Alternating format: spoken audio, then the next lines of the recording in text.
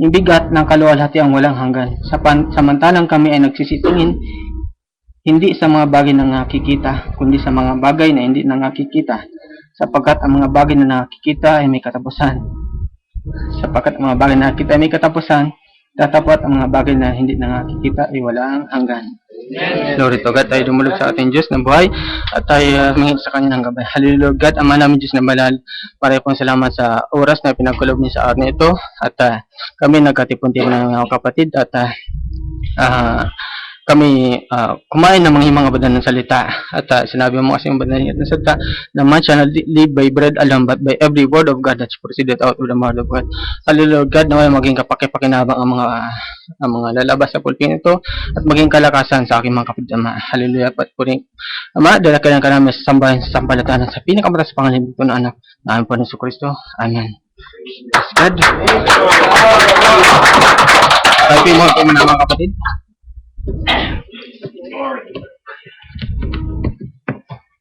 Ang isang maikling exhortation na pinagkaloob sa atin ng Diyos ay isang encouragement na may maging kalakasan din sa atin.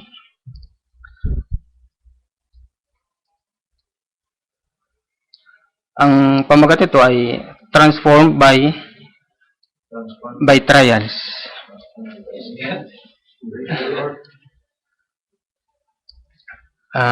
Sino yung walang pagsubok sa buhay? Lahat ng tao meron. Maging unbeliever, hindi mananampalataya, at mananampalataya ay merong mga pagsubok sa buhay. Pero ang kagandahan lang sa isang mananampalataya ay meron siyang reward. Mayroong nag-aantay sa kanya sa langit. At sa hindi mananampalataya ay walang pag-asa. So mapalad tayo mga kapatid at nakita natin yung pananampalataya na matibay. Lahat ng yan may mga purpose.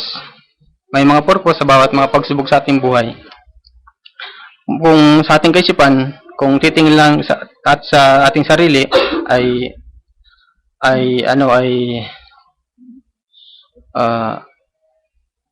parang hindi maganda. Pero sa likod ng lahat ng yun, kung titingnan natin yung end result, mayroong palang purpose. Sabi niya, He uses circumstances to develop our character. Jesus warned us, sinabi niya sa John 15:18-20. Buksan natin. Sa John 15, saka John 16.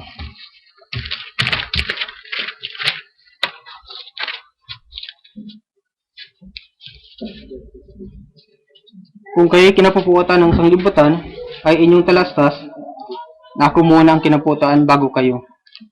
Kung kayo'y taga-sanglibutan, ay iibigan ng salibutan ang kanyang sarili. Ngunit sapagkat kayo hindi taga-sanglibutan, kundi kayo hinirang ko sa sanglibutan, kaya napapuot sa inyo ang sanglibutan. Alalahanin ninyo, ang salitang sa inyo aking sinabi, ang alipin ay hindi dakila kaysa sa kanyang Panginoon. Kung ako'y kanilang pinag-uusig, kayo man ay kanilang pag-uusigin din. Kung tinupad nila ang aking salita, ang inyo man ay tutuparin din. Saka sa John 16:20, katotohanan sinasabi ko sa inyo, na kayo magsisipanagoy, dapat ang sanglibutan ay magagalak, kayo mga lulumbay, dapat ang inyong kalumbayan ay magiging kagalakan. Amen. Sino ba yung gumagawa ng problema? Isa lang naman, di ba? Yung mga pagsubok sa buhay. Hinahayaan lang ng Diyos para doon kasi nalulugod yung Diyos kapag nakikita niya yung kanyang anak ay nag-overcome sa mga pagsubok. Imagine natin kung wala tayong naranasan mula pagkabata hanggang ngayon, hindi tayo nagkaranas ng mga problema, mga pagsubok. So, parang maging paisi-isi lang tayo. Ganun mangyayari sa ating buhay. No one is immune to pain or insulated from suffering. And no one gets to skate through life problem-free. Life is a series of trials. Every time you solve one, another is waiting to take its place. Not all of them are big, but all are significant in God's growth process for you. So, merong malaki, merong maliit, pero lahat ng iyon ay mahalagang parte para sa iyong paglago bilang isang Kristiyano. Sabi nga ni Peter sa 1 Peter 4:12, sa 1 Peter,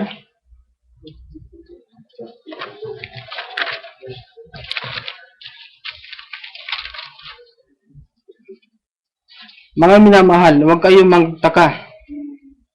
So hindi tayo magtaka kung mayroong tayong mga narasa ng mga pagsubok sa buhay.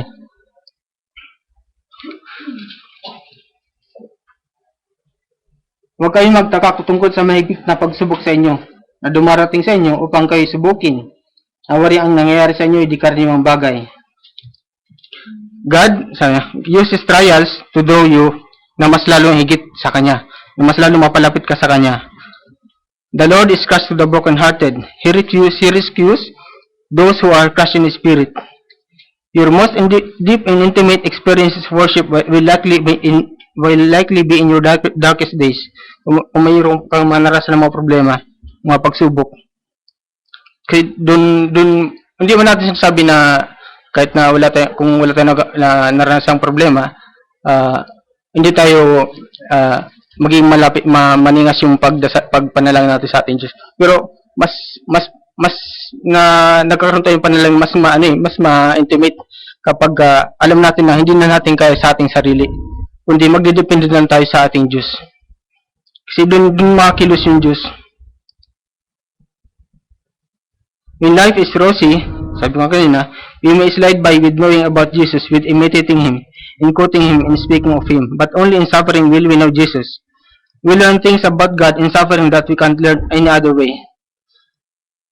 God could keep Joseph out of jail. Hindi na sana hinayaan na makulong si Joseph. Hindi na sana hinayaan niya si Daniel maano sa yungib ng leon. Hindi na sana pinahintulutan yun.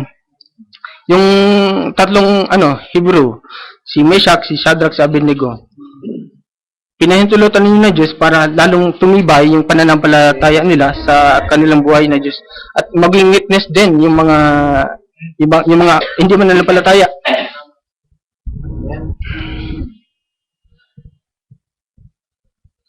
Trials draw us to look to God and depend on Him instead of ourselves. Sabi ni Paul sa 2 Corinthians 1:8-10,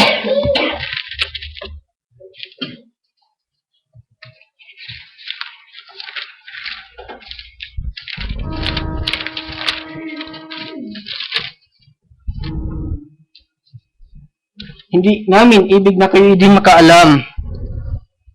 Si pinaalam niya, mga kapatid, ng tungkol sa mga kapighatian namin na nangyari sa Asia, na kami ay totoong nabigatan na higit sa aming kaya. 2 Corinthians 1:8-10.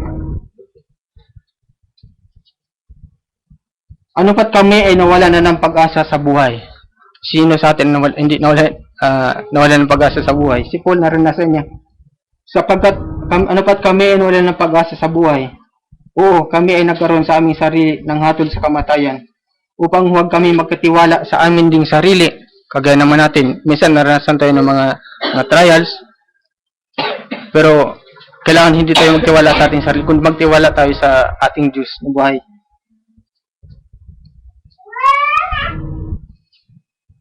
Kami nagkaroon ng aming sarili ng hatol sa kamatayan, upang huwag kami magkatiwala sa amin ding sarili, kundi sa Diyos na bumubuhay na mag-uli ng mga patay, na siyang sa amin na nagliligtas sa gayong lubang malaking kamatayan, at nagliligtas na siya namang inaasahan, na siya namang magliligtas pa sa amin.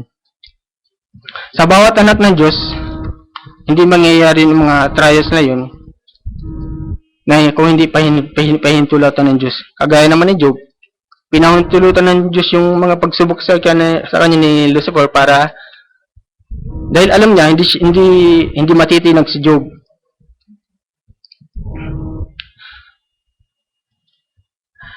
God intends to use it for good. Para sa kalalago natin. Pero kahit na si Lucifer, sabi niya, hindi pa para ikaw mapasama. Kahit sabihin pa na iba na ikaw ay ikaw ay may sekretong may backslider, ganun. Si Job, may nakusahan siya ng backslider ng mga kaibigan niya. May nakusahan siya. Pero hindi nila alam, hindi mo siya nagipag-usap sa Diyos. Naranasan natin yan. Buksan natin yung Romans 8, 28 to 30.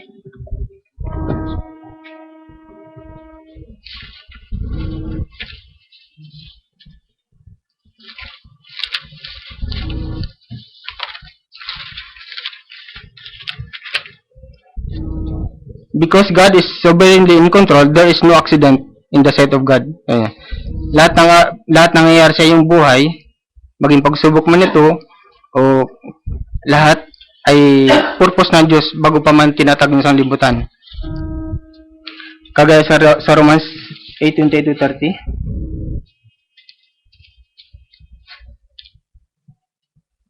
At nalalaman natin na ang lahat ng mga bagay ay nagkakalakip na gumagawa sa ikabubuti ng mga nagsisibig sa Diyos. Sa makatuwid bagay, niya ang mga tinawag at isunod sa kanyang nasa. Sapagkat yaong nang una pa'y kanyang nakilala, ay itinalaga naman niya na maging katulad ng larawan ng kanyang anak. So, ito yung predestination. Upang siya ang maging panganay sa maraming magkakapatid. At yaong mga itinilaga niya ay kanyang tinawag naman, at ang mga tinawag ay naring ganap niya naman niya, at ang mga inaring ganap niya ay niluwalhati din naman niya. Minsan, may mga nami-misinterpret to, nami-misquote, sabi niya. Ito, hindi ito nagsabi na all things work together the way I want it to. Kumbaga, kung anong gusto mo, or the way you want it to. Hindi yan totoo. It also doesn't say all things work together to have a happy ending on earth. Kasi yung earth, fallen world. That is not true either. There are many unhappy endings on earth. We live in a fallen world. Only in heaven is everything done perfectly the way God intends. Kasi yung earth, may sito ni Lucifer. Sa langit, hindi. To fully understand Romans 8:28-30, you must consider it phrase by phrase, isa-isa. We know, alam natin, our hope in difficult times is not based on positive thinking, hindi yung kaisipan lang ng tao.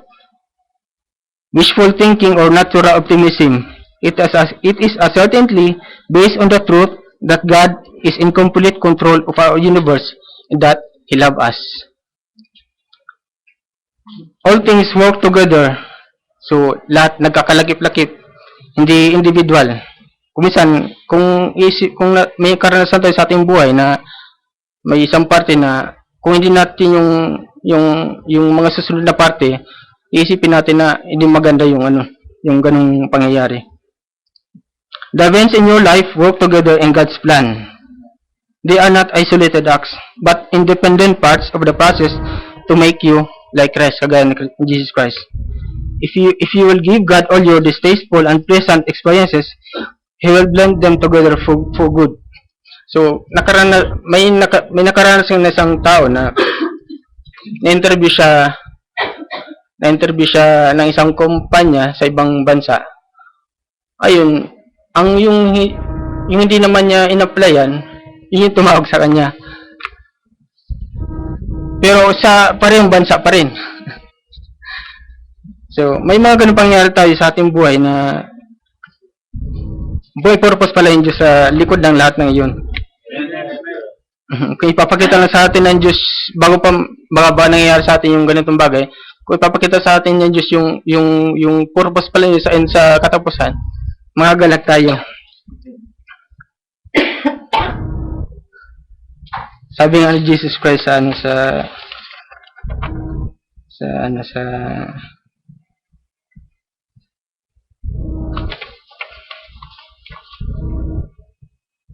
Ito. Look unto Jesus, the author and finisher of our faith, who for the joy that was set before him, endured the cross, despising the shame, and is set down at the right hand of the throne of God. Dahil sa kaligayang yung kaligayahan, sobra pa kaligayahan na nakita ni Jesus Christ, yung sa end result ng purpose na yun kung bakit siya kailangang mamatay, ay hindi niya kinaya na siya ay mapako sa krus.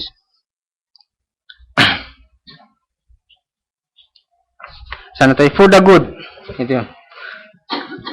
This does not say that everything in life is good. Mabuti. Much of what happens in our world is evil and bad. Mayroong ups and downs. But God specializes in bringing good. May purpose siyang mabuti sa kabilaan lahat ng yun. Amen. In the official family tree of Jesus Christ, 4 na babae yung nakasama. Si Tamar, sino? Si Tamar, si Rahab, si Ruth, si Bathsheba. So lahat ng iyon, may mga purpose yung Diyos. Bagamat hindi maganda yung nangyari sa kanilang 4, si Tamar, napagkamala siyang prostitute ni Judah. Naging anak niya si Pares, saka si Sarah.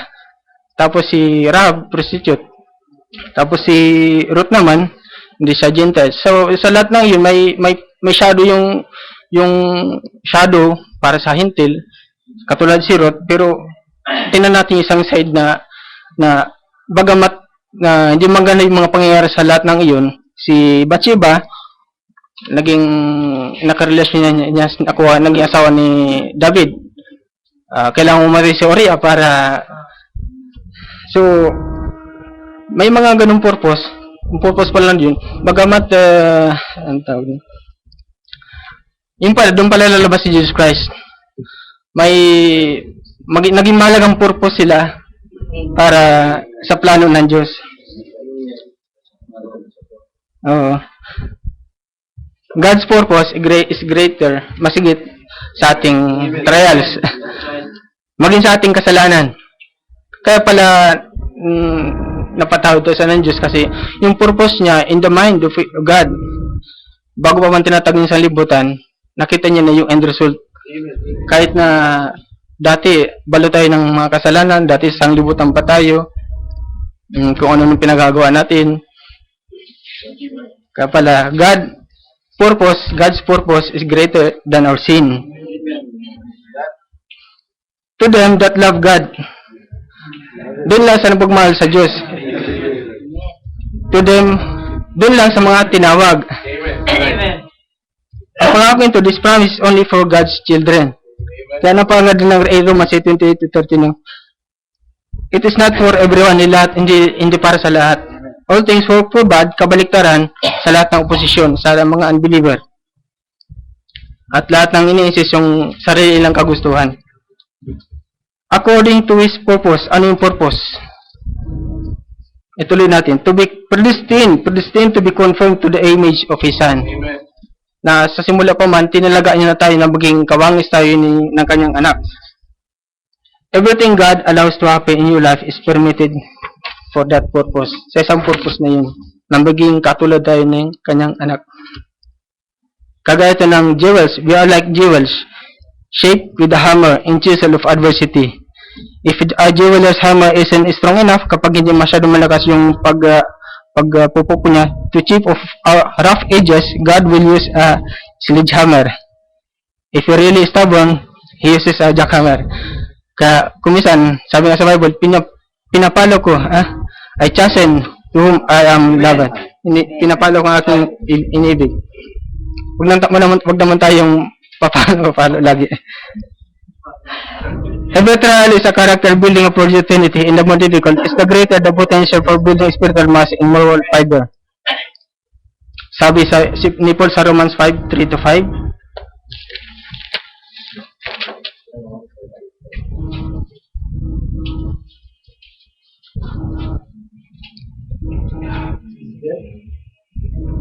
At hindi lamang gayon, kundi naman nangangagalak tayo sa ating mga kapighatian, na nalalamang ang kapighatian ay gumagawa ng katsagaan.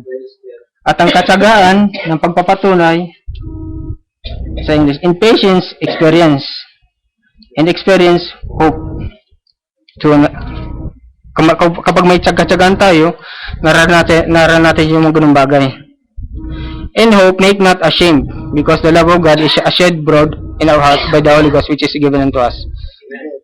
Kung ano man nangyayari sa ating buhay, outwardly, yung mga trials, hindi gaano mahalaga yun kung ano yung nasa loob mo.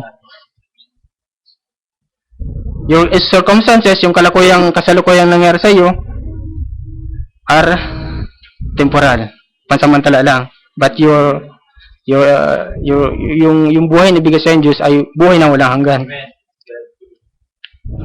Sabi ni Peter sa 1 Peter 1:7, the Bible often compares trials to a metal refiner's fire that burns away the impurities. Buksan natin 1 Peter 1:7, mga kapatid.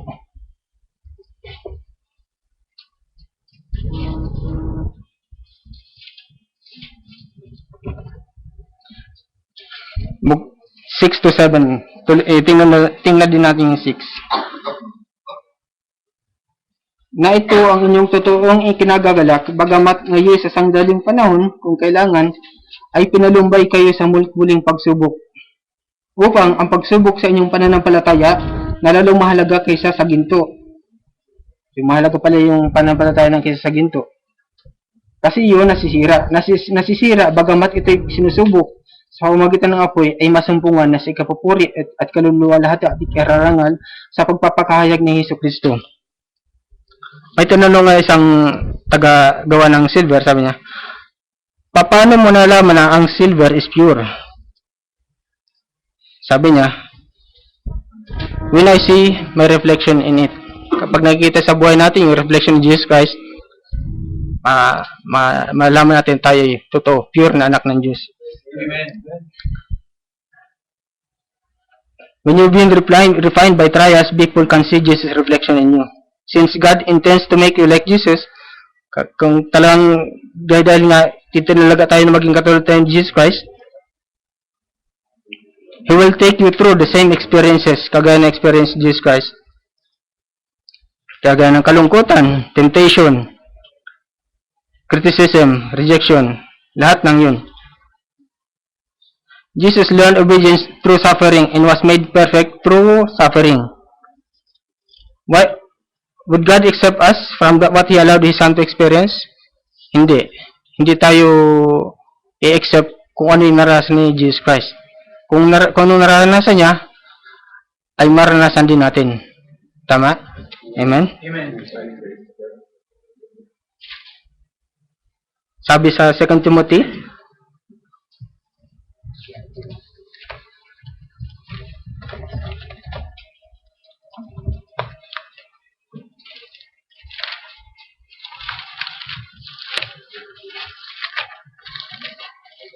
Second Timothy 2:11-12.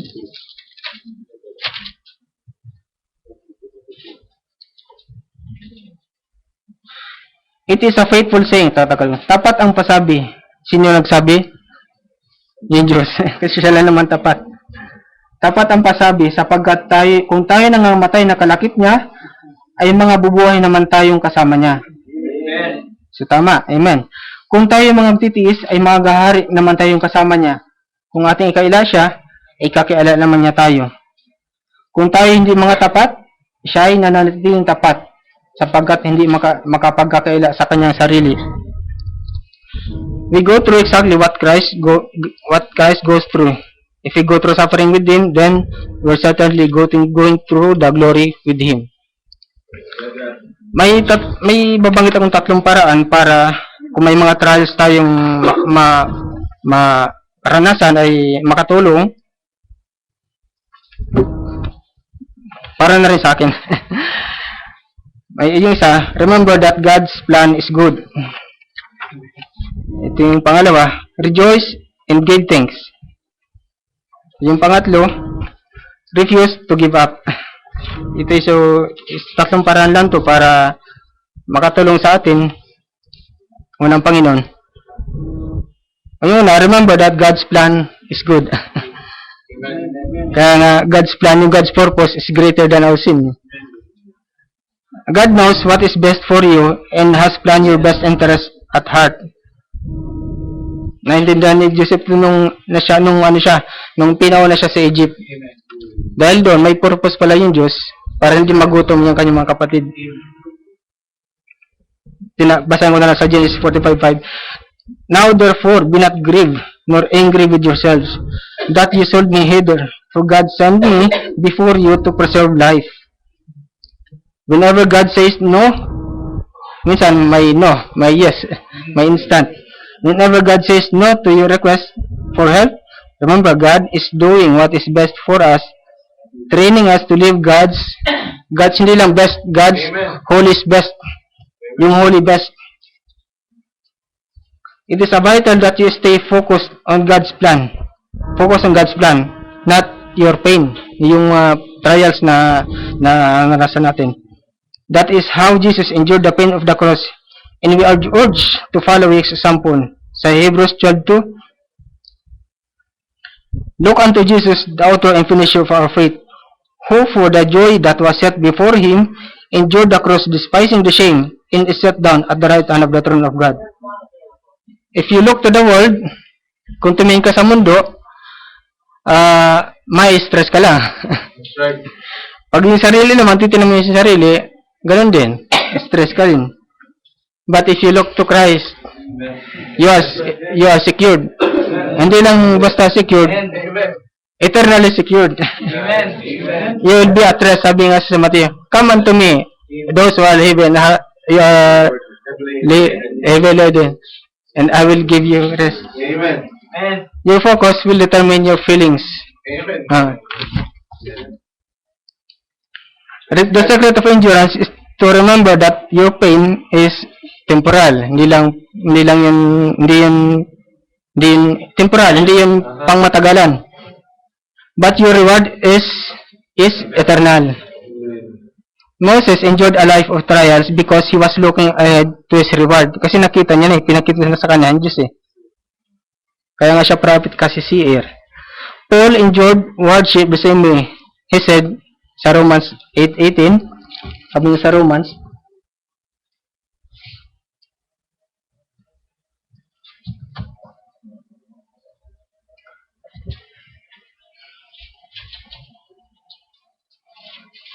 Romans 8:18,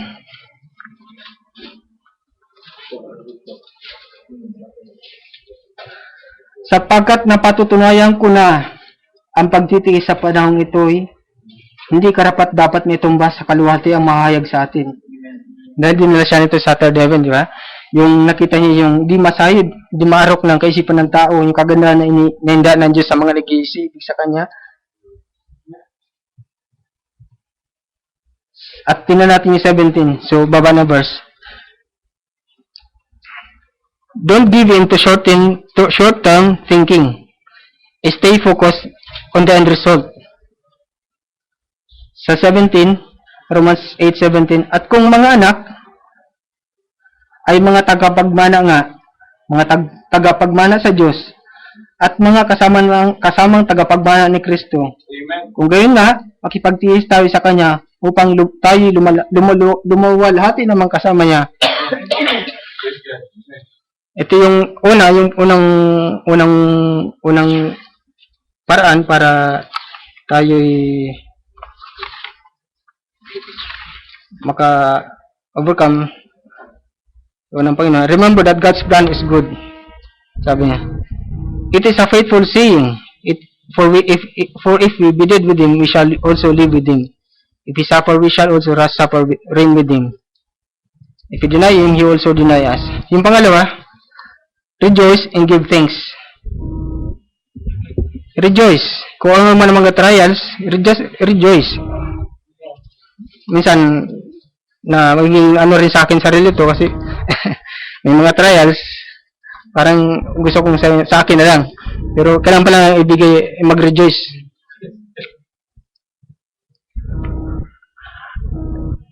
Sabi ng Bible, give thanks in all circumstances.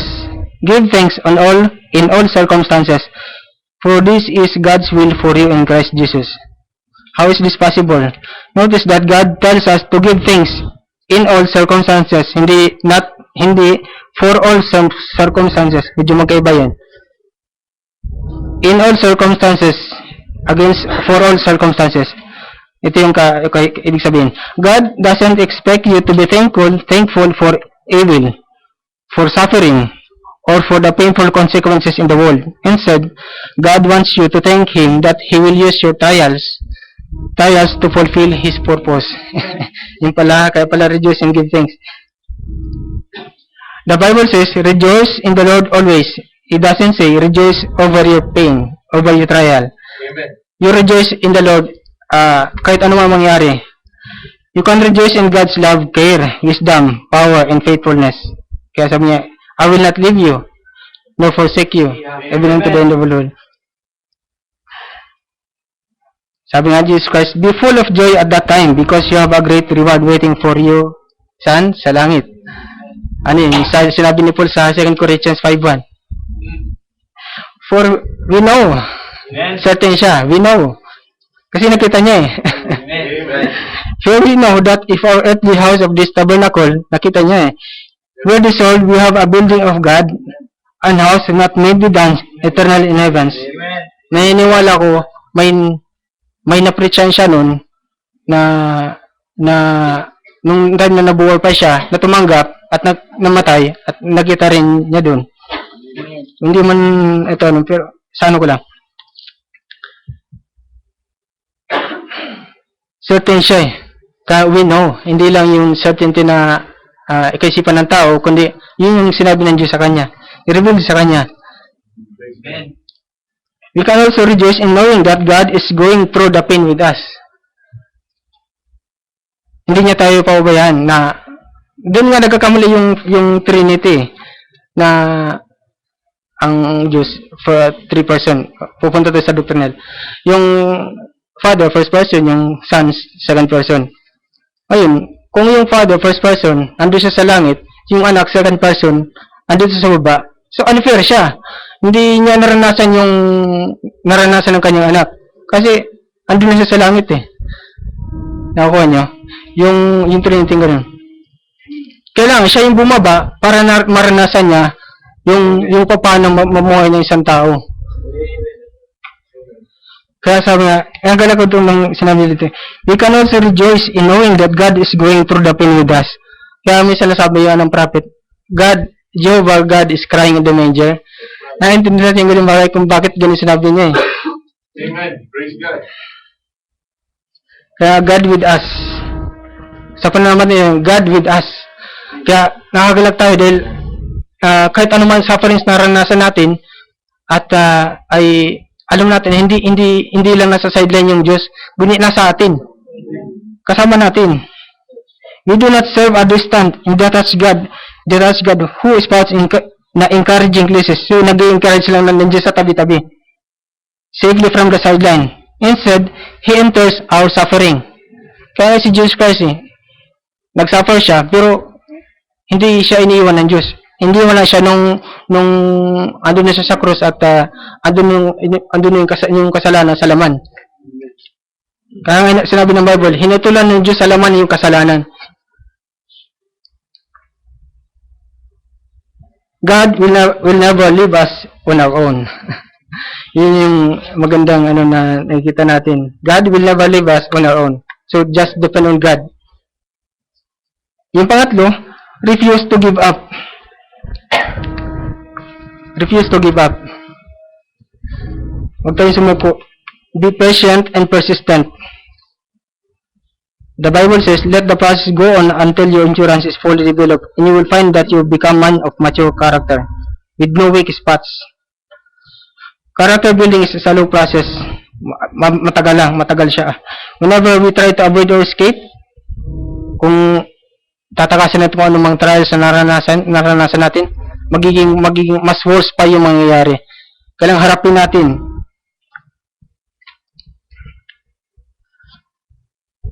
You know you are maturing when you begin to see, kapag nakikita mo yung pagkilos ng Diyos, kapag nakikita mo pagkilos ng Diyos sa iyong buhay, sa time na, sa oras na yung mga trials na yon, nagiging lumalago ka bilang Kristiyano. Mas lalong kumakapit yung pananampalataya mo sa Kanya. Ngayon, ito lang ano ko, kung may trials ka man narasan ngayon, doon wag mong tanungin Diyos kung bakit kailangan alaman natin, Lord, ano ba yung gusto mong iparating sa akin? Ano ba yung purpose mo para bakit mo pinaranas sa akin ito? Yun yung kailangan tanong natin sa Kanya. You need to stick out, staying with God's plan. So you'll be there in the promise completion. You end result. So, doon lang po, mayroong questions, may mga questions tayo, isang question tayong consider sa lahat ng ating buhay. There is a purpose behind every trials. May purpose yun. Ano tanong na ba sa ating sarili? Ano yung trials sa ating buhay na naging paraan ng Diyos para tayo lalong kumapit sa Kanya? Yun lang po, dyan tayo din nating maikling exhortation at tayo magpasalamat sa ating Diyos. Hallelujah, Lord God, Ama namin sa madali, naway naging kalakasan sa amin, sa akin, ang lahat ng iyon, O God, at naway lalo kami kumapit sa iyong mga banal na salita. At doon namin titingnan sa end result, doon kami mag-i-stick sa end result dahil noong pa man sa iyong kaisipan ay nakita mo na kami makaka-fellowship mo at wala nang magiging sagabal, O God. Dahil sa mundo ito may maraming sumasagabal na parang gusto mong lumipad pero parang may pumipigil sa iyo, God. May mahawak sa iyo, God.